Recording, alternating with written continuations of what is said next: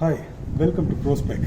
Today we are going to install an Easy Cruise from ProSpec on a Triumph Street Twin.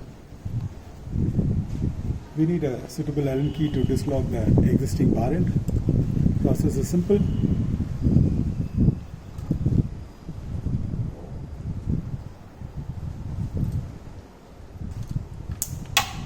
Here it goes.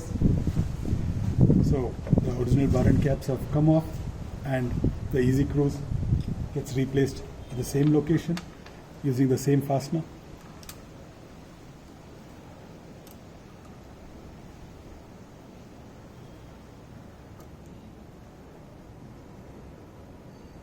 Done.